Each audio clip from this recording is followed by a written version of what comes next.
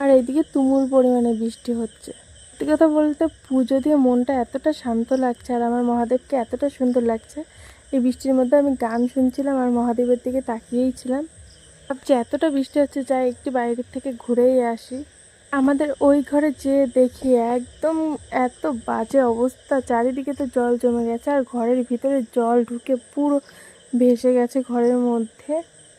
আমার এত লেভেলের বৃষ্টি দেখে এতটা ভিজতে ইচ্ছা করছে মন, কিন্তু এতদিন বৃষ্টি হওয়ার ফলে ভালো করে জামা কাপড়ই তো ঠিকঠাক শোকায় না, একটু রোদ্দুরে যাও শোকায়। এইবার যদি আমি জামা কাপড় ভেজাই আরও একগাদা জামা কাপড় ভেজা হবে, এর জন্য আমি ভিজিনি আর কি। তাও কি আমি বৃষ্টিতে ঘুরতে এসে ছাতি মাথায় তাও আমি ভিজে গেছি, আমার জামাটা সেই পাল্টানোই লাগলো।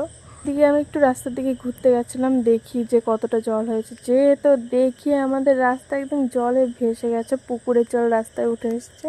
যেহেতু আমাদের রাস্তাটা এখনো কমপ্লিট না, ওর জন্য জলটা উঠে আসে নিচু হওয়ার কারণে।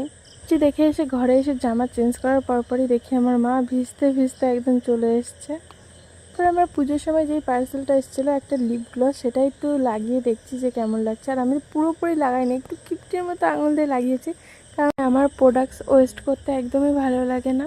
যেহেতু আজকে নিরামিষ, তার জন্য বেগুন ভাজা আর পনির রান্না করেছিল, আর মাকে বলেছিলাম একটু আলু সেদ্ধ দিতে, কারণ কি ঘি দিয়ে খেতে ইচ্ছা করছিলো, এর জন্য।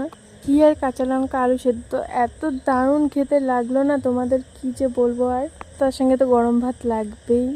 ভিডিওটা এই পর্যন্ত, আবার নেক্সট ভিডিওতে দেখা হবে। আর লাস্টে বলে যাও হর হর মহাদেব। আমার কোনো ভুল ত্রুটি হলে তোমরা অবশ্যই কমেন্টে জানিয়ে যেও, তাহলে আমি পরের সোমবার থেকে সব ঠিকঠাক করতে পারবো, কোনো ভুল ত্রুটি হবে না।